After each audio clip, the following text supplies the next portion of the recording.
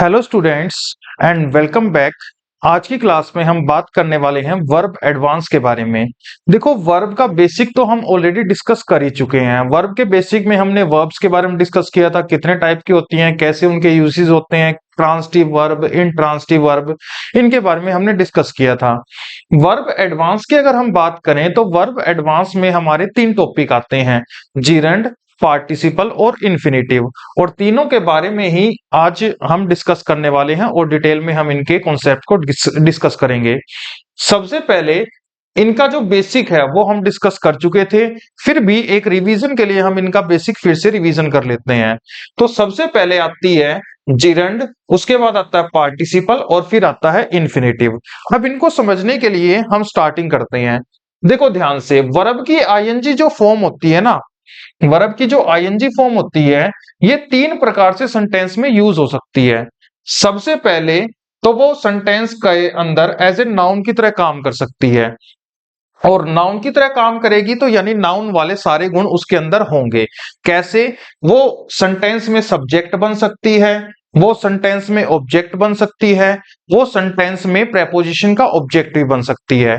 अगर उसके अंदर ऐसी क्वालिटी है कि वो सब्जेक्ट, ऑब्जेक्ट या प्रेपोजिशन का ऑब्जेक्ट बन जाती है वर्ब की आईएनजी फॉर्म, तो उस सिचुएशन में हम उसको क्या बोलते हैं? जिरंड बोलते हैं। क्या बोलते हैं बच्चे? जिरंड। अब एक दूसरा यूज होता है वर्ब की आईएनजी फॉर्म का। अगर वर्ब की आईएनजी फॉर्म सेंटेंस के अंदर एडजेक्टिव का काम करे, एडजेक्टिव मीन्स हम क्या बोलते हैं हिंदी में एडजेक्टिव को? विशेषण। अगर सेंटेंस में विशेषण का काम करे तो उस सिचुएशन में वर्ब की आईएनजी फॉर्म को हम क्या बोलते हैं? Present participle. क्या बोलते हैं बच्चे? Present participle.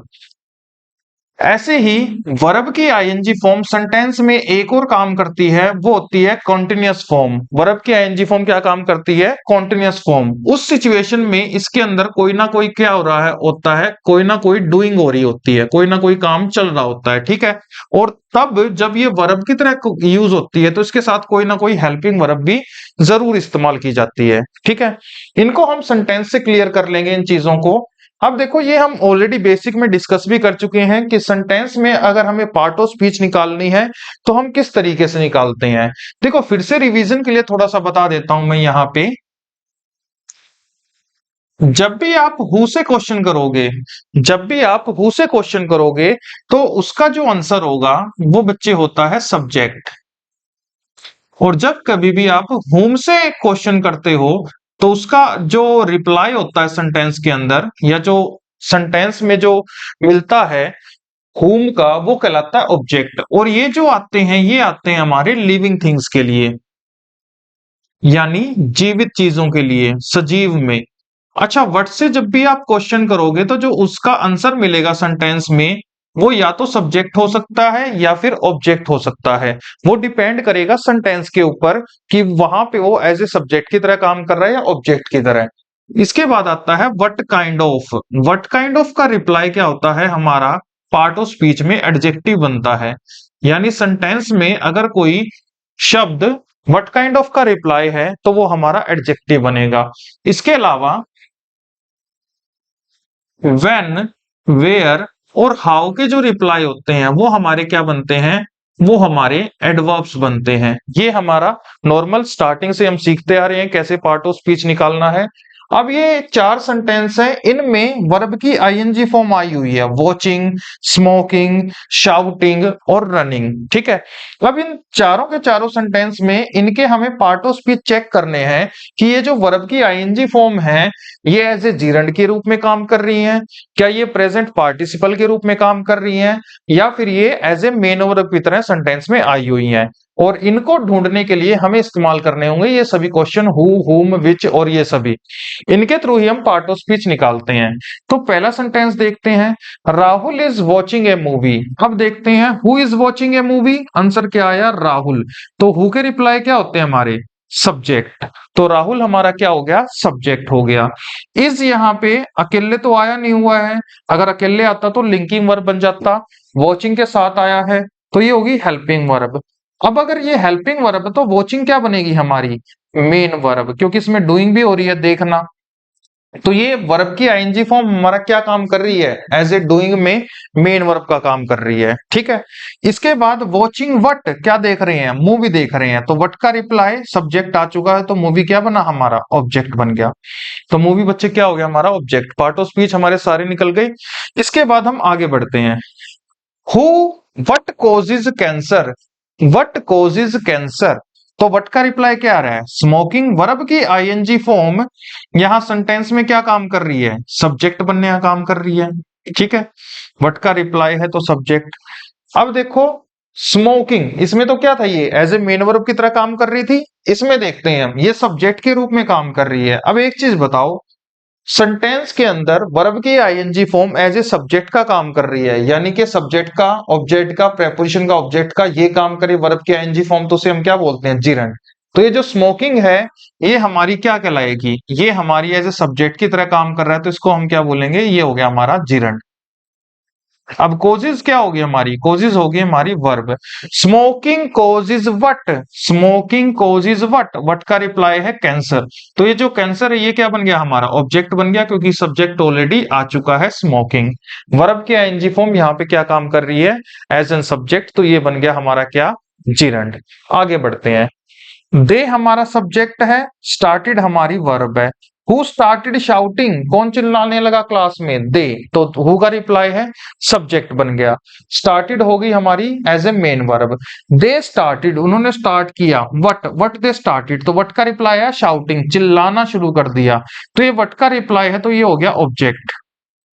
अगर ये ऑब्जेक्ट है तो मुझे एक चीज बताओ, वर्ब की आईएनजी फॉर्म सेंटेंस में काम कर रही है एज एन ऑब्जेक्ट बनने का, तो इसको मैं क्या बोलूंगा, जिरंड बोलूंगा, क्योंकि हमें पता है वर्ब की आईएनजी फॉर्म अगर सेंटेंस में सब्जेक्ट, ऑब्जेक्ट या प्रेपोजिशन का ऑब्जेक्ट बनता है तो उसे हम क्या बोलते हैं, उसे हम जिरंड बोलते हैं। तो जो शाउटिंग है ये क्या हो गया हमारा, जिरंड हो गया, ठीक है। उसके बाद इन हमारी प्रेपोजिशन है, और हमें पता है प्रेपोजिशन कभी भी अकेले नहीं आती, तो क्लास क्या बन गया उसका, ऑब्जेक्ट बन गया। क्या बन गया बच्चे, ऑब्जेक्ट, ठीक है। तो यहाँ पे जो ये है शाउटिंग, ये जिरंड है। आगे बढ़ते हैं। Salman shot the running deer, Salman ने भागते हुए हिरन को क्या किया, शूट कर दिया, गोली मार दी। अब देखो who shoot the running deer, Salman, तो सलमान हमारा हु का रिप्लाई है, तो बच्चे ये हमारा क्या हो गया, सब्जेक्ट हो गया। इसके बाद शॉट हमारी क्या हो गई, वर्ब। सलमान शॉट हुम, किसको शूट किया है, डियर को, तो हुम के रिप्लाई डियर क्या बन गया हमारा, ऑब्जेक्ट। यहां तक बात क्लियर है। इसके बाद हमने क्वेश्चन पूछा व्हाट काइंड ऑफ डियर, किस प्रकार का डियर है, तो व्हाट काइंड ऑफ का रिप्लाई आया रनिंग, कभी दौड़ता हुआ डियर है, ठीक है। अब दौड़ता हुआ डियर है, हिरण है, तो यहाँ पे रनिंग किस चीज का रिप्लाई है, व्हाट काइंड ऑफ का, हमें पता है व्हाट काइंड ऑफ का रिप्लाई एडजेक्टिव होता है, तो ये बन गया हमारा एडजेक्टिव। अब हमें पता है वर्ब की आईएनजी फॉर्म अगर सेंटेंस में एडजेक्टिव का काम करे तो उसे हम क्या बोलते हैं, उसे हम बोलते हैं प्रेजेंट पार्टिसिपल। क्या बोलते हैं, प्रेजेंट पार्टिसिपल। तो होप आपको यहां तक अच्छे से समझ में आ गया होगा। फिर से रिवीजन करवा देता हूं आप लोगों की। अगर हम वर्ब की आईएनजी फॉर्म की बात करें तो ये सेंटेंस में तीन काम करती हैं। सबसे पहला, ये सेंटेंस में सब्जेक्ट, ऑब्जेक्ट या प्रेपोजिशन का ऑब्जेक्ट बन सकती हैं। अगर सेंटेंस में ये सब्जेक्ट, ऑब्जेक्ट या प्रेपोजिशन का ऑब्जेक्ट बनती हैं तो इनको हम बोलते हैं जिरंड। अगर ये सेंटेंस में वर्ब की आईएनजी फॉर्म एडजेक्टिव की तरह काम करे, एडजेक्टिव की तरह काम करेगी, तो वर्ब की आईएनजी फॉर्म को हम प्रेजेंट पार्टिसिपल बोलेंगे। अब इसके बाद अगर वर्ब की आईएनजी फॉर्म सेंटेंस में इसमें कोई डूइंग हो रही हो तो उसे एज ए हेल्पिंग वर्ब के साथ हम मेन वर्ब के रूप में काम करेंगे, ठीक है। तो होप आपको ये कॉन्सेप्ट अच्छे से क्लियर हो गया होगा। इसको नोट डाउन कर लीजिए, उसके बाद हम आगे कॉन्सेप्ट को डिस्कस करते हैं।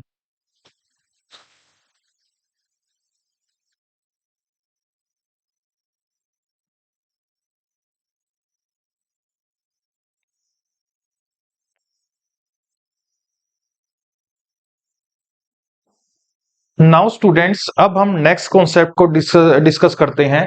जो हमारा नेक्स्ट कॉन्सेप्ट है वो है वर्ब की थर्ड फॉर्म किस टाइम पे एडजेक्टिव का काम करती है। तो सबसे पहले आपको ये चीज ध्यान रखनी है, नॉर्मली हमारी जो वर्ब की थर्ड फॉर्म होती है वो हमारी आती है जैसे हैज और हैव के साथ परफेक्ट टेंस में। अब वर्ब की जो थर्ड फॉर्म होती है ये सॉरी, एक और काम करती है, वो क्या काम करती है, एज एन एडजेक्टिव बनने का। और याद रखें जब वर्ब की third form as an adjective बनने का काम करती है तो उस सिचुएशन में हम उसको बोलते हैं पास्ट पार्टिसिपल। प्रेजेंट पार्टिसिपल किसको बोलते हैं? जिसमें वर्ब की आईएनजी फॉर्म एडजेक्टिव बनने का काम करती है। और पास्ट पार्टिसिपल हम उसको बोलते हैं जिसमें वर्ब की third form as an adjective बनने का काम करती है। इसके बाद एक और आता है आपका इन्फिनेटिव। जो इन्फिनेटिव होता है ये होता है 2+V1। और यहाँ पे V1 से मीनिंग वर्ब की फर्स्ट फॉर्म नहीं, वर्ब की बेस फॉर्म होती है, जिससे मतलब बाकी सभी ऐसे समझ सकते हो जो उसका रूट वर्ड होता है उससे बाकी सभी निकलती हैं। आप ऐसे मान सकते हो बेस फॉर्म वो फॉर्म होती है जो एक्चुअल में वर्ब की प्लूरल फॉर्म होती है, उसको हम बेस फॉर्म मानते हैं। ठीक है। अब जो इन्फिनेटिव होता है वो सेंटेंस में नाउन के भी काम कर सकता है, एडजेक्टिव के भी काम कर सकता है और एडवर्ब के भी काम कर सकता है। नॉर्मली हम इनके पार्ट ऑफ स्पीच कैसे निकालते हैं? वही करके हु से, हुम से, विच से, और व्हाट काइंड ऑफ से, और व्हेन, वेयर, हाउ, व्हाई, इनसे हम जब क्वेश्चन करते हैं तो पार्ट ऑफ स्पीच निकाल सकते हैं। तो समझते हैं एक बार इनके भी कैसे कैसे यूज हैं। देखो यहां से है मोहन बोट ए यूज्ड कार, इसके पार्ट ऑफ स्पीच निकालते हैं। Who boat A used car, who boat A used car, तो आंसर आया मोहन। अगर मोहन आंसर आ गया है तो ये हमारा क्या हो गया बच्चे? सब्जेक्ट। बोट होता है खरीद के लेके आना, ये होगी बच्चे हमारी verb. Mohan boat, Mohan boat what, what का रिप्लाई हमारा क्या होता है? ऑब्जेक्ट। तो कार क्या बन गया हमारा? ऑब्जेक्ट। अब मैंने क्वेश्चन पूछा वट काइंड ऑफ कार, किस प्रकार की कार थी? तो व्हाट काइंड ऑफ का रिप्लाई आया यूज्ड कार। कैसी कार खरीद के लाया है? Used car. तो और हमें पता है व्हाट काइंड ऑफ के रिप्लाई जो होते हैं वो हमारे होते हैं एडजेक्टिव। अगर ये हमारे एडजेक्टिव होते हैं तो यूज्ड क्या बना हमारा? वर्ब की थर्ड फॉर्म काम कर रही है एडजेक्टिव का, तो ये यूज्ड हो गया हमारा पास्ट पार्टिसिपल। इसको हम क्या बोलेंगे बच्चे? Past participle. आगे बढ़ते हैं। I used A calculator, I subject है। अब यहाँ पे देखो यूज्ड आया हुआ है, मैं क्या करता हूं? एक कैलकुलेटर यूज करता हूं। यहाँ पे एज ए डूइंग हो रही है तो ये क्या बन गई हमारी? एज ए मेन वर्ब बन गई। I used what? A calculator, तो ये क्या बन गया हमारा? ऑब्जेक्ट। पहले सेंटेंस में मोहन बोट ए यूज्ड कार में जो यूज्ड है वो क्या है हमारा? पास्ट पार्टिसिपल एडजेक्टिव है। लेकिन सेकंड सेंटेंस में आई यूज्ड ए कैलकुलेटर में जो यूज्ड वर्ब है ये क्या है हमारा? ये हमारा एज ए मेन वर्ब है। ठीक है। अब ये आगे बढ़ते हैं, हम इसमें देखते हैं बाकी के क्या क्या कॉन्सेप्ट हैं। जैसे who like to sing, to sing means होता है गाना। ठीक है। एक्चुअल में एक चीज समझना, अगर हम इन्फिनेटिव को लिखते हैं जैसे मैंने कहा टू सिंग, तो इसका मीनिंग क्या है? गाना। और किसी ने ऐसे बोल दिया सिंग, तो इसका मीनिंग है गा। ठीक है, ये ऑर्डर हो गया। और इसका क्या मीनिंग है? गाना। ठीक है। जैसे किसी ने कह दिया गो, गो मीन्स हो गया जा। ठीक है। और टू गो का क्या मीनिंग होता है? जाना। दोनों में फर्क है। गो मीन्स क्या हो गया? जा, और टू गो मीन्स जाना। ऐसे ही अब यहाँ पे चलते हैं। Who likes to sing, I subject हो गया, लाइक होगी verb. I like what, what के रिप्लाई क्या होते हैं? सब्जेक्ट और ऑब्जेक्ट होते हैं। सब्जेक्ट ऑलरेडी आ चुका है तो टू सिंग क्या बना? ऑब्जेक्ट बन गया। अब ऑब्जेक्ट कौन बनते हैं? नाउन या प्रोनाउन बनते हैं। तो ये तो टू सिंग क्या हो गया? एज ए नाउन की तरह काम कर रहा है। तो 2+V1 ये क्या हो गया हमारा? इन्फिनेटिव। 2+V1 यहाँ ऑब्जेक्ट का काम कर रहा है तो इसको हम क्या बोलेंगे? इन्फिनेटिव। बातें समझ में आ रही हैं? आगे बढ़ते हैं। आई वांट, आई सब्जेक्ट है, वांट वर्ब है। I want what? मैं क्या चाहता हूं? सोना, टू स्लीप। तो ये क्या आ गया आपका? ऑब्जेक्ट आ गया। अब ये भी ऑब्जेक्ट आ गया तो ये क्या है? एज ए नाउन की तरह काम कर रहा होगा, तो ये भी 2+V1 क्या हो गया? ये भी हमारा हो गया इन्फिनेटिव। अच्छा, ऑन क्या हो गई हमारी? प्रेपोजिशन। और हमें पता है प्रेपोजिशन के बाद क्या आता है बच्चे? ऑब्जेक्ट आता है। तो फ्लोर क्या बन गया हमारा? ऑब्जेक्ट। ठीक है। होप आपको यहां तक अच्छे से क्लियर हो गया होगा। आगे बढ़ते हैं। वी हमारा सब्जेक्ट है, ईट हमारी वर्ब है। वी ईट, हम खाना खाते हैं। वाई, वाई वी ईट, क्या रीजन है? तो वाई का रिप्लाई आ रहा है जीवन जीने के लिए। ठीक है। हम खाना क्यों खाते हैं? जीना है हमें, जीने के लिए। तो यहाँ पे जो टू लिव है ये क्या है? ये हमारा वाई का रिप्लाई है। और याद रखें व्हेन, वेयर, हाउ और वाई इनके रिप्लाई एडवर्ब होते हैं। वाई का जो रिप्लाई होता है वो एडवर्ब ऑफ रीजन होता है। तो टू लीव यहाँ पे क्या काम कर रहा है? एज ए एडवर्ब का काम कर रहा है। तो होप आपको यहां तक अच्छे से क्लियर हो गई होंगी सारे के सारे कॉन्सेप्ट। मैंने क्या बात की, मैंने बात की कि वर्ब की आईएनजी फॉर्म अगर आपके सेंटेंस में सब्जेक्ट बन रही है, ऑब्जेक्ट बन रही है, प्रेपोजिशन का ऑब्जेक्ट बन रही है, तो वो बन जाती है जिरेंड। अब पार्टिसिपल दो टाइप के हैं, एक होता है हमारा प्रेजेंट पार्टिसिपल, एक होता है हमारा पास्ट पार्टिसिपल। अभी के लिए इतना ही समझो, आगे और हम डिटेल में करेंगे। जो प्रेजेंट पार्टिसिपल होता है ये क्या काम करता है, वर्ब की आईएनजी फॉर्म होती है जो काम करती है एडजेक्टिव का, उसे हम बोलते हैं present participle. Past participle verb की थर्ड फॉर्म होती है जो काम करती है एडजेक्टिव का, उसे हम बोलते हैं पास्ट पार्टिसिपल। इसके बाद आता है हमारा इन्फिनेटिव। इन्फिनेटिव होता है टू प्लस वर्ब की फर्स्ट फॉर्म, जिसको हम बेस फॉर्म की तरह यूज करते हैं। इन्फिनेटिव हमारा सेंटेंस में टू प्लस वी1 होता है और उसको हम एज ए यूज करते हैं नाउन की तरह, एडजेक्टिव की तरह और एडवर्ब की तरह। ठीक है, तो एक बार आप इन बेसिक्स को लिख लीजिए, उसके बाद हम इनके फर्दर कॉन्सेप्ट को डिस्कस करते हैं स्टूडेंट्स।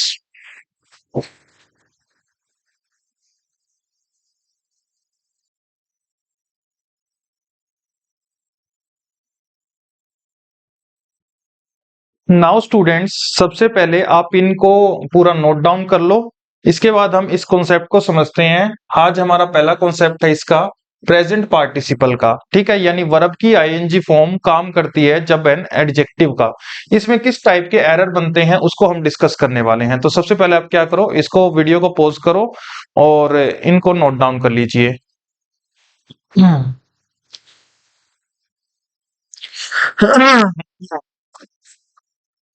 नाउ स्टूडेंट्स, अब हम समझते हैं प्रेजेंट पार्टिसिपल में किस टाइप के मतलब क्वेश्चन में एरर आते हैं। देखो समझना, इसमें क्या होते हैं, दो एक्शन साइमल्टेनियसली साथ साथ दिए जाते हैं। तो ध्यान से समझना, जब दो एक्शन साथ साथ हो रहे हो तो उसमें जो सेकंड एक्शन होगा उसका जो सब्जेक्ट होगा, दो एक्शन होंगे उसमें जो सेकंड एक्शन होगा उसका जो सब्जेक्ट होगा, उस एक्शन का सेकंड एक्शन का जो सब्जेक्ट होगा वो अपने आप फर्स्ट एक्शन का भी सब्जेक्ट बन जाता है। ठीक है, जो सेकंड पार्ट होगा सेंटेंस का और उस सेकंड पार्ट के अंदर जो एक्शन होगा उस एक्शन का जो सब्जेक्ट होगा वो फर्स्ट पार्ट के एक्शन का भी सब्जेक्ट बन जाता है ऑटोमेटिकली। ठीक है, किस सिचुएशन में, जब दो एक्शन एक साथ हो रहे हो, साइमल्टेनियसली होने लग रहे हो, और यह वाक्य के अर्थ को परिवर्तन भी नहीं करता। ठीक है, कोई चेंजिंग नहीं आता उसमें।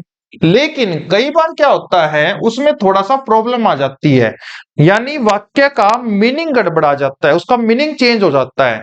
उस सिचुएशन में जो फर्स्ट पार्ट का एक्शन होता है उसके लिए हमें एक अलग से सब्जेक्ट लिखना पड़ता है। ठीक है, और इस टाइप का एरर हमारे एग्जाम में पूछा जाता है। तो समझना, इसको मैं सेंटेंस से क्लियर करूंगा बिल्कुल आसान भाषा में। देखो समझना, being ill I did not come, बीमार होने की वजह से मैं नहीं आया, ये है इस सेंटेंस का मीनिंग। अब इसके अंदर अगर तुम देखोगे तो ये जो बीइंग है ना, बीइंग, ये है हमारी डैगलिंग पार्टिसिपल। इसको हम क्या बोलते हैं, डैगलिंग पार्टिसिपल। यहां पे आप लिख सकते हो, इसको हम क्या बोलते हैं, डैंगलिंग पार्टिसिपल।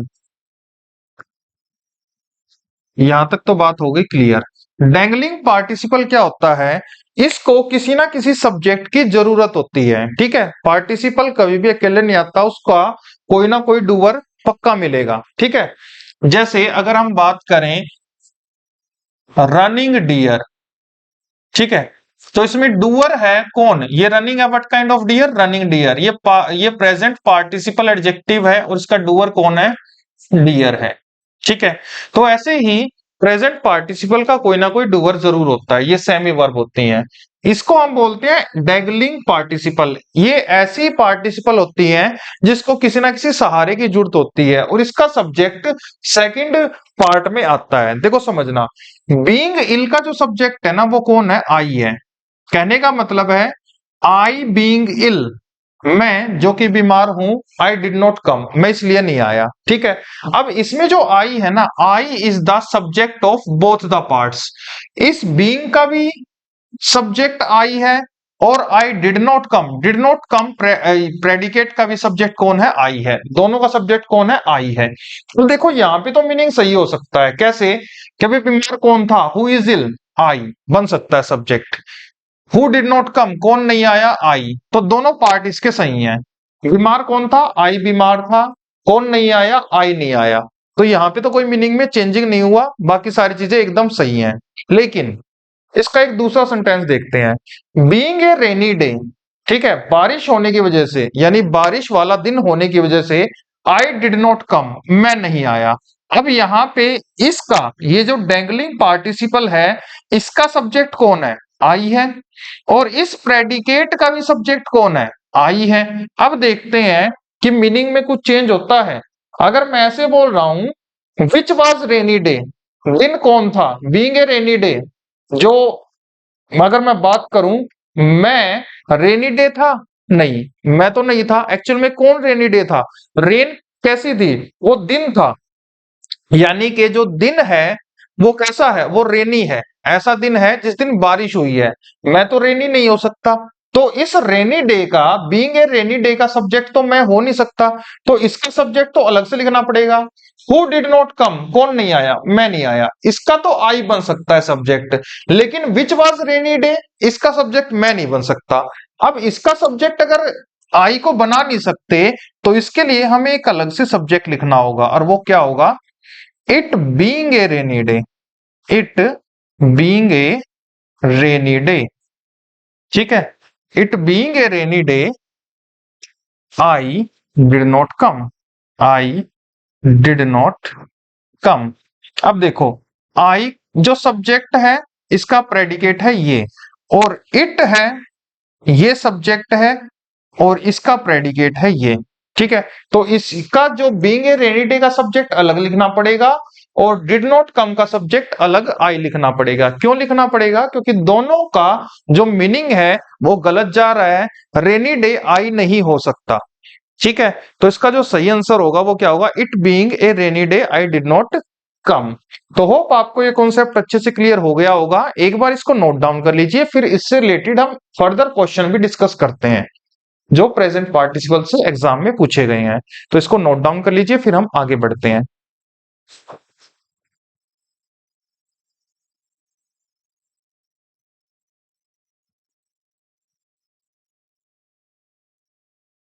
नाउ स्टूडेंट्स, एक बार इन सेंटेंस को आप लिख लीजिए, इसके बाद हम इनके क्या क्या गलतियां हैं इनमें उनको फाइंड आउट करेंगे। तो वीडियो को पॉज करके एक बार आप इन सभी सेंटेंस को नोट डाउन कर लीजिए।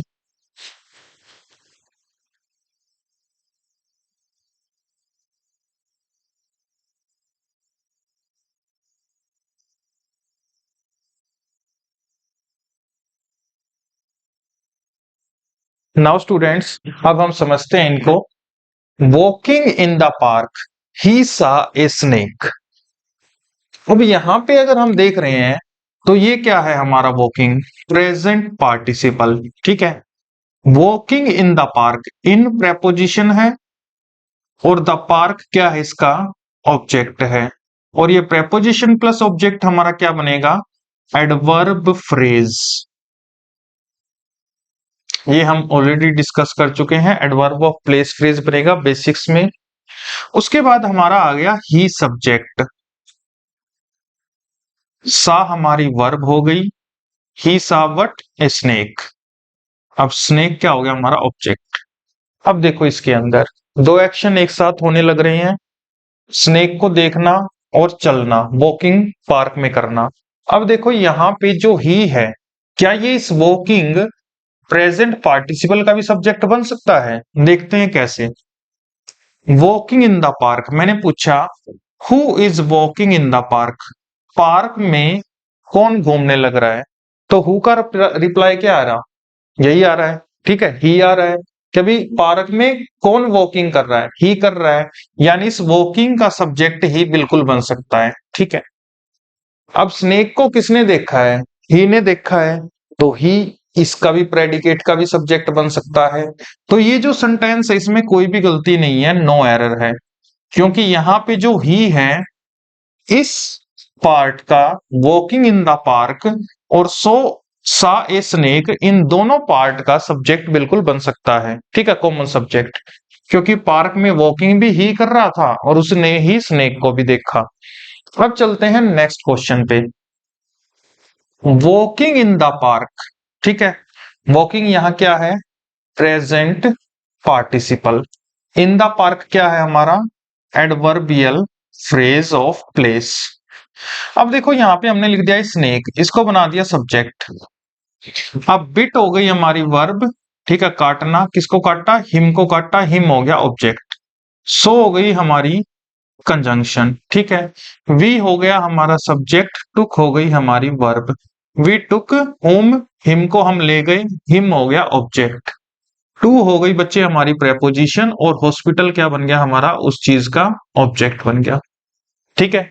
अब इस सेंटेंस के अंदर तुम ध्यान से देखो, सब्जेक्ट इसका विथ हिम का सब्जेक्ट कौन है? ए स्नेक है। We is took him to the hospital, उनका सब्जेक्ट है वी। अगर तुम यहां पे ध्यान से देखो तो इस वॉकिंग इन द पार्क और a snake with him, walking करना पार्क में और स्नेक का काटना, दोनों साइमल्टेनियसली एक्शन है। और जब ये साइमल्टेनियसली एक्शन होते हैं तो इस वॉकिंग इन द पार्क, इसका पूरे के पूरे पार्ट का सब्जेक्ट कौन बन गया होगा? स्नेक बन गया होगा। और मीनिंग क्या बना? जो स्नेक था वो पार्क में टहलने लग रहा था, उसने क्या किया? हिम को काट लिया, इसीलिए हम हिम को हॉस्पिटल ले गए। अब स्नेक तो टहल नहीं रहा होगा, टहल तो कौन रहा होगा? हिम। तो यहां पे हमें क्या करना होगा? हमें या तो यहां पे सही करो या यहां पे सही करो। अब हमें सही कैसे करना होगा? इसका हम क्या करते हैं? पैसिव बना देते हैं। पैसिव में क्या होगा? जो हिम होगा वो सब्जेक्ट बन जाएगा, और सब्जेक्ट बनते ही फिर वो इसका भी सब्जेक्ट बन जाएगा। तो हम क्या करते हैं? इसको काट के क्या लिखते हैं? He was bitten by a snake. यहां पे लिख देता हूं मैं, एक बार रब करके, अगर साफ ना दिखाई दे रहा हो तो। दिख रहा है यहाँ पे? ये एक मिनट, इसी को रब कर।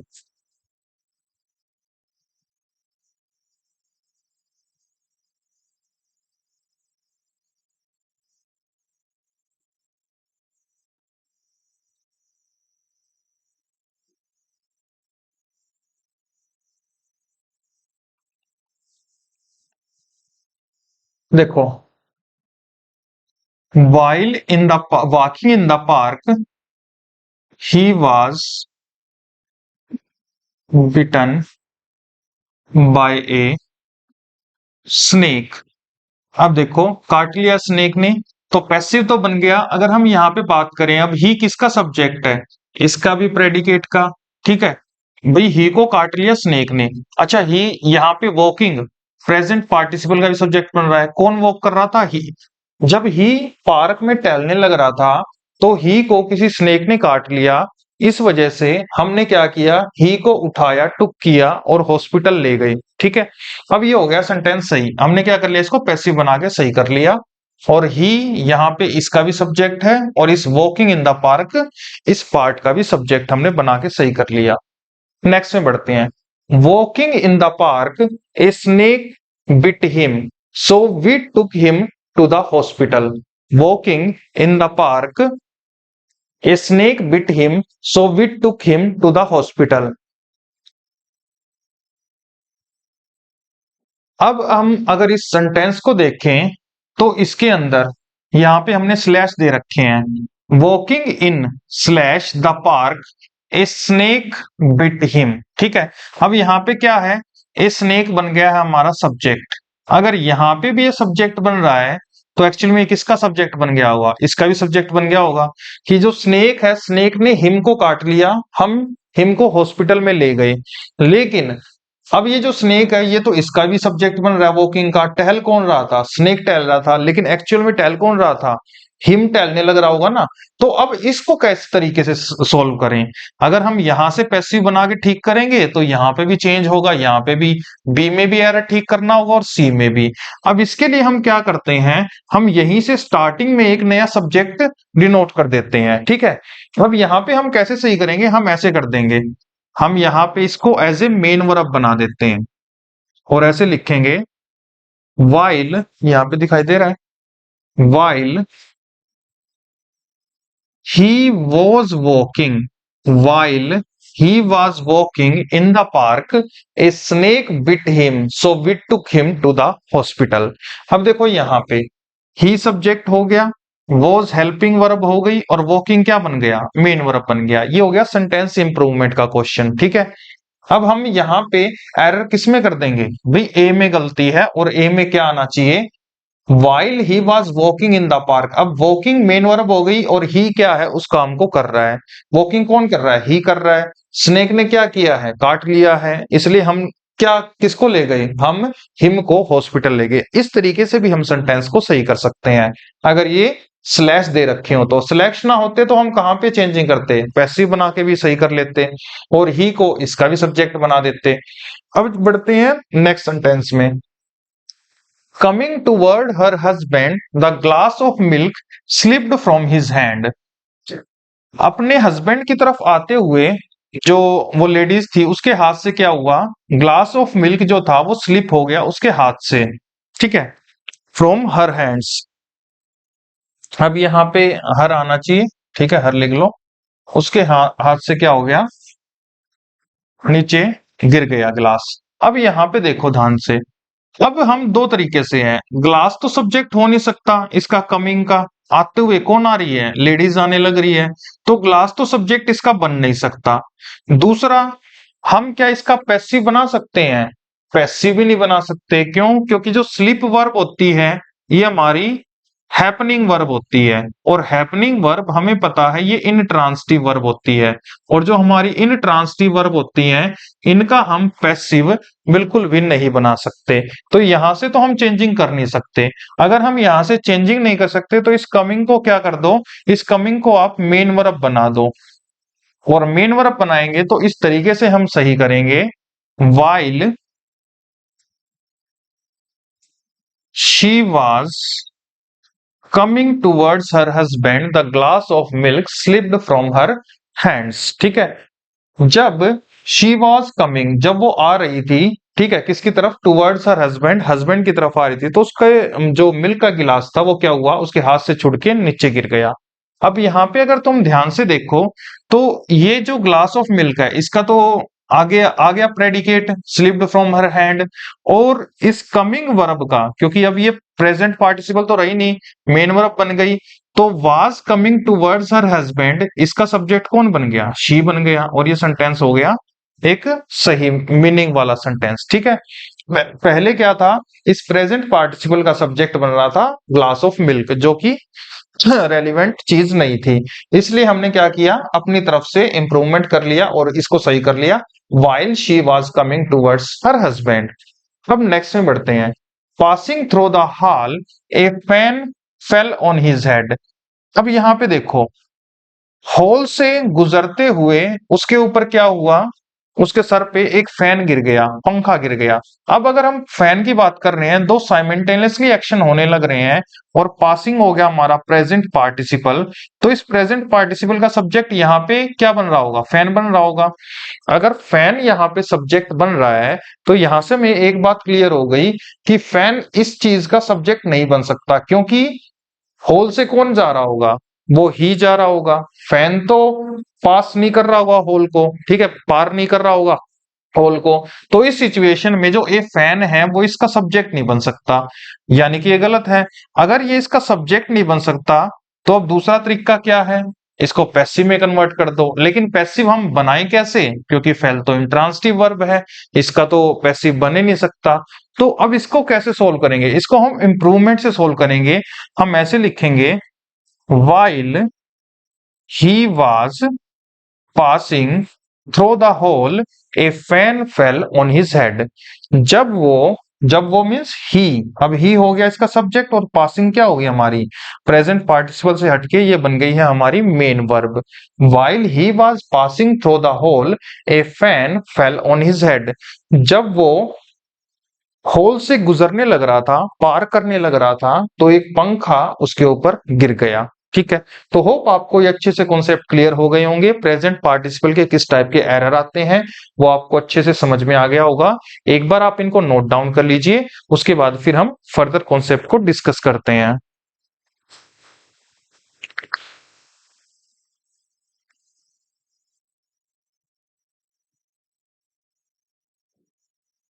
नाउ स्टूडेंट्स, अब ये कुछ और क्वेश्चन है, इनको एक बार आप नोट डाउन कर लो। उसके बाद हम इन क्वेश्चंस को फाइंड आउट करेंगे कि इनमें क्या गलती है, ये नो एरर है या इनमें कुछ गलती है। तो पहले आप क्या करो, इनको नोट डाउन कर लो वीडियो को पॉज करके।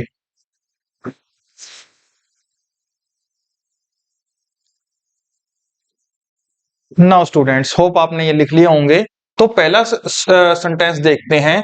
Being a studious student, student means होता है पढ़ाकू या मेहनती।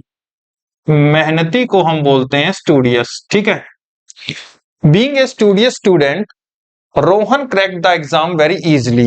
रोहन ने बड़ी आसानी से एग्जाम क्रैक कर लिया। अब देखो एक्चुअल में ये जो सेंटेंस है, इसमें जो बीइंग है ये क्या है, ये है हमारा प्रेजेंट पार्टिसिपल। अब इसका मीनिंग, इस सेंटेंस का मीनिंग अगर हमें निकालना हो तो हम किस तरीके से निकाल लेंगे वो समझना।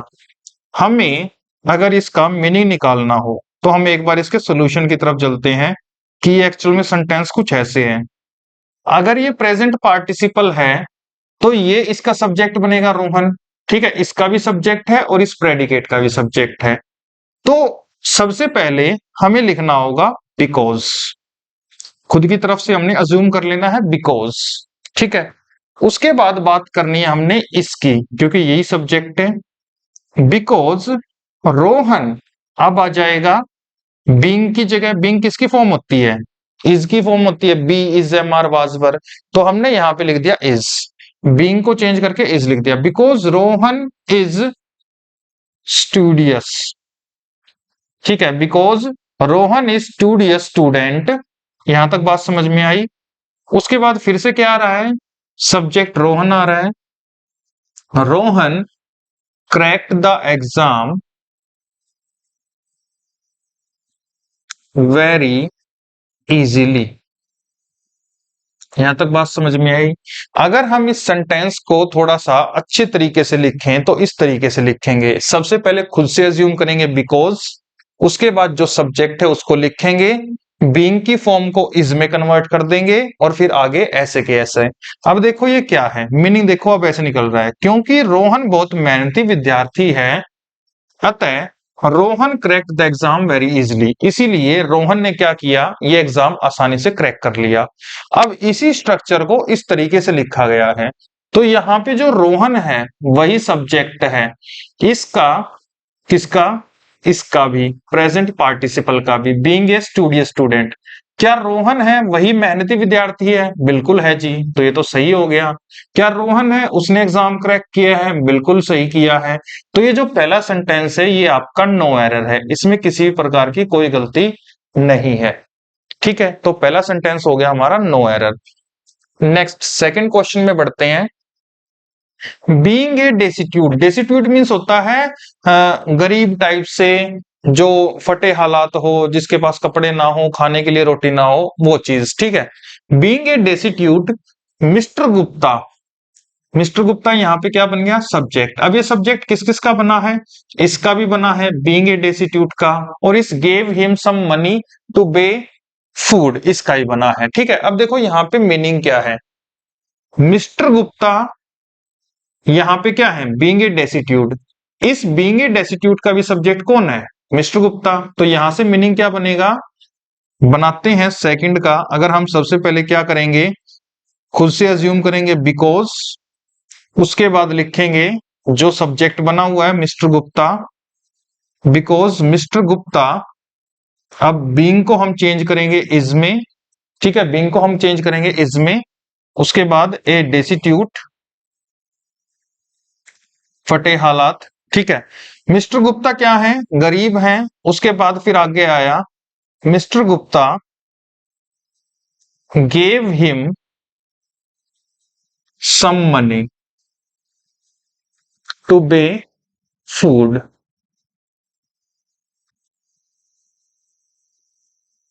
अब देखो ध्यान से यहां पे, मिस्टर गुप्ता अगर हम इसको सब्जेक्ट मान लेते हैं तो मिस्टर गुप्ता क्या है, गरीब है। बिकॉज, क्योंकि मिस्टर गुप्ता गरीब है इसलिए मिस्टर गुप्ता ने क्या किया, हिम को पैसे दे दिए खाने के लिए। अब एक चीज बताओ, अगर मिस्टर गुप्ता गरीब होते तो वो खाने के लिए हिम को कैसे पैसे देते कि वो अपना खाना खरीद लेगा। तो यानी कि एक्चुअल में यहाँ पे जो हिम है ना, वो कोई और इंसान है। और ये मिस्टर गुप्ता है ना, इसका सब्जेक्ट ये बीइंग ए डेस्टिट्यूट नहीं है, यानी कि यहाँ पे कोई और इंसान है और वो ही है। तो इसको सही करने के लिए ये सेंटेंस गलत है, इसको सही करने के लिए हमने यहाँ पे लिख दिया ही। हिम का हमने क्या कर दिया, ही।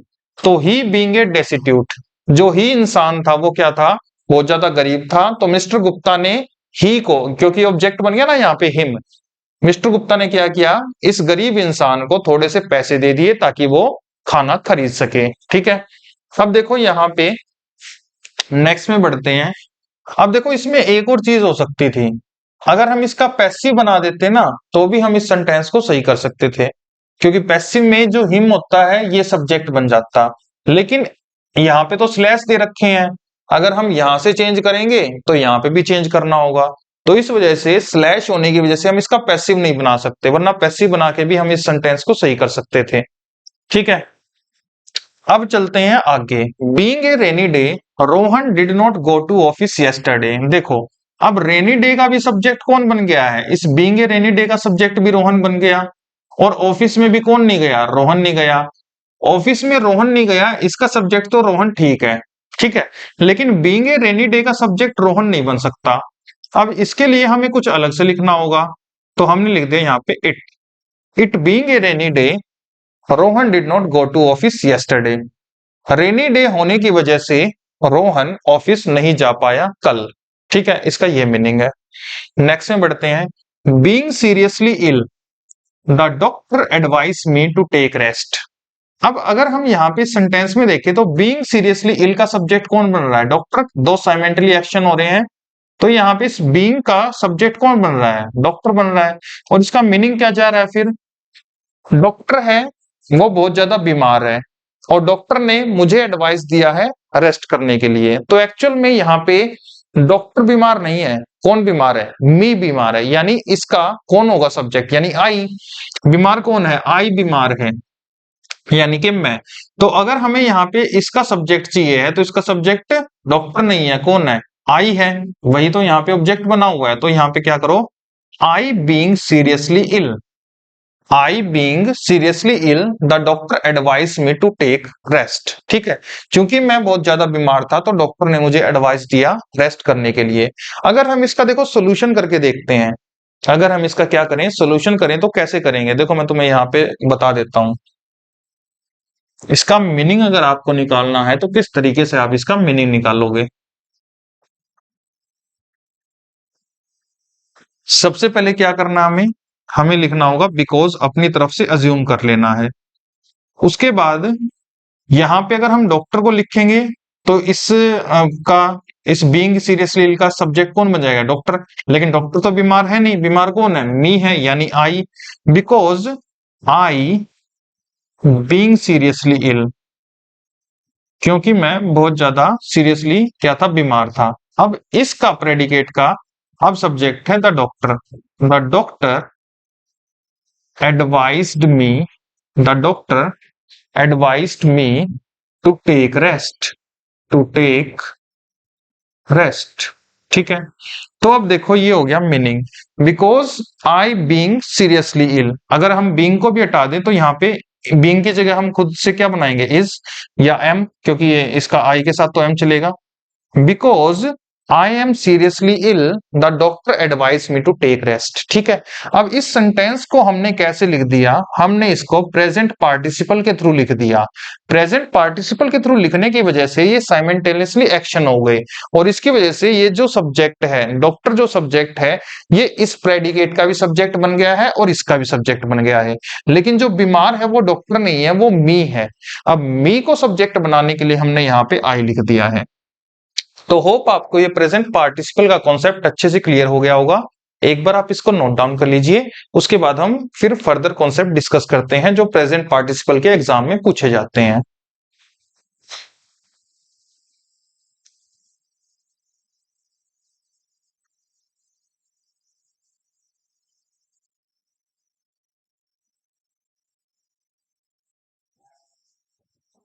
नाउ स्टूडेंट्स, अब हम नेक्स्ट कॉन्सेप्ट को डिस्कस करने वाले हैं प्रेजेंट पार्टिसिपल के। देखो ध्यान से समझना, जो प्रेजेंट पार्टिसिपल होता है ना, यानी कि वर्ब की आईएनजी फॉर्म जो प्रेजेंट पार्टिसिपल होता है, इसके साथ जो नाउन लिखा जाता है वो इस प्रेजेंट पार्टिसिपल का डूअर होता है।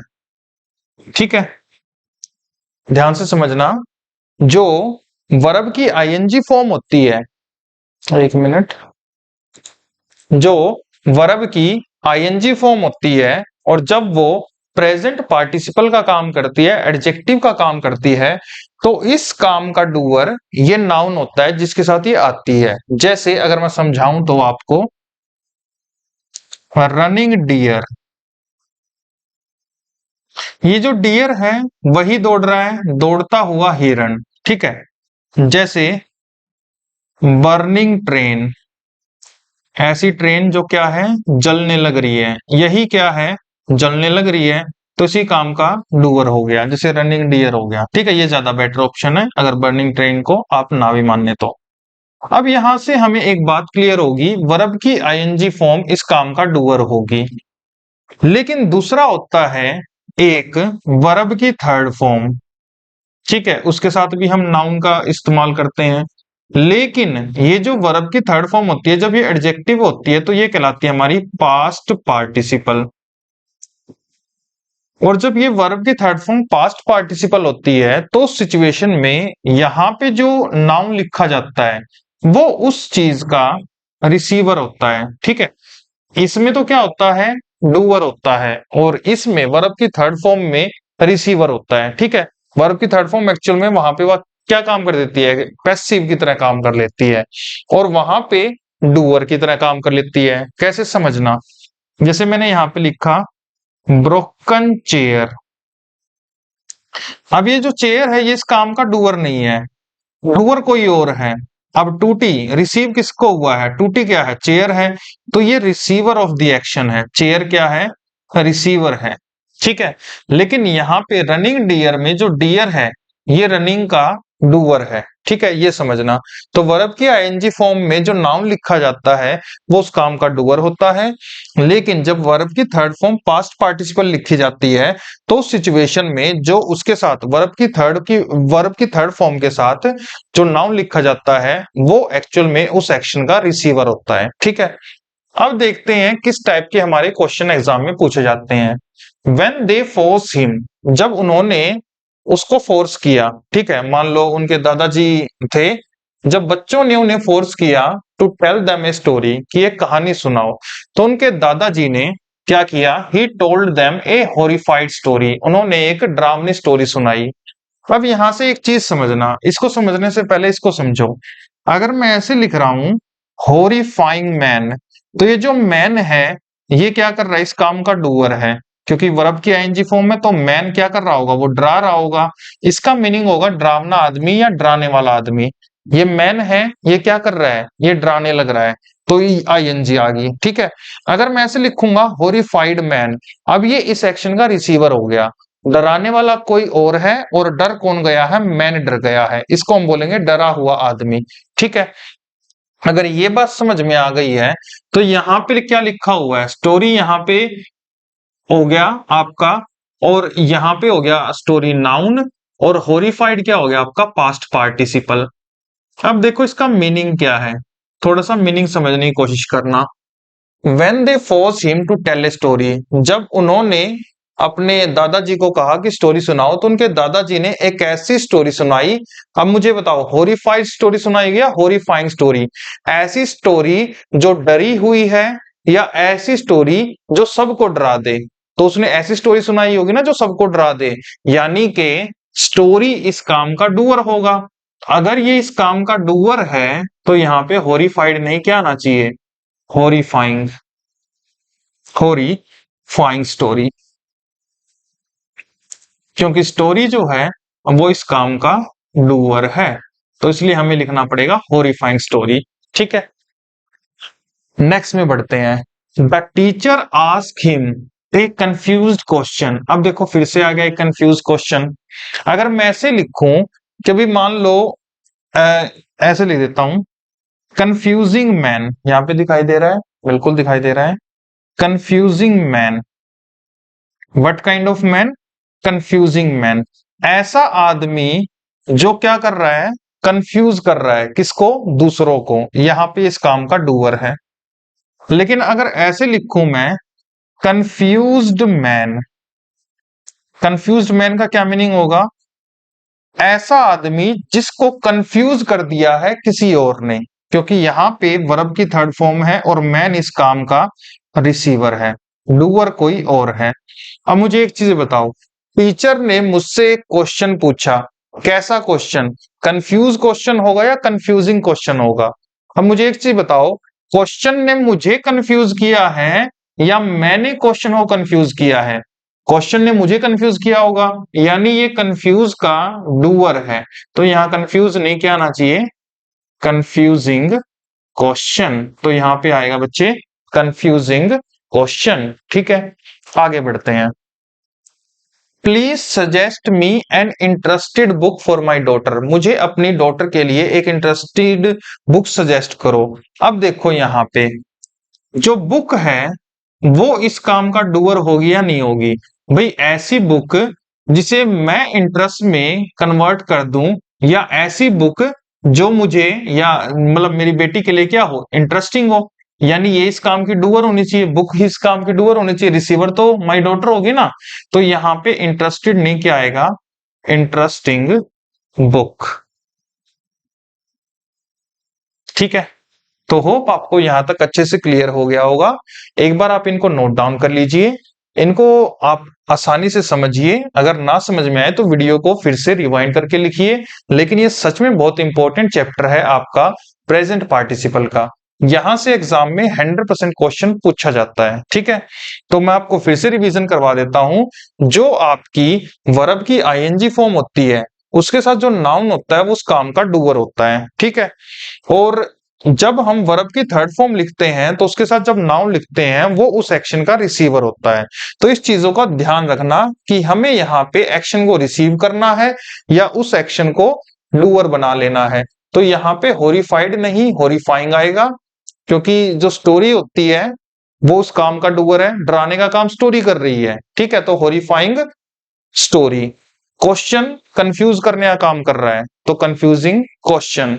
बुक क्या कर रही है, इंटरेस्ट जगाने का काम कर रही है, तो इंटरेस्टिंग बुक। ठीक है, तो होप आपको ये कॉन्सेप्ट अच्छे से क्लियर हो गया होगा, इसको नोट डाउन कर लीजिए। अब हम इसके बाद नेक्स्ट वीडियो में मिलेंगे नेक्स्ट कॉन्सेप्ट के साथ। Thank you students.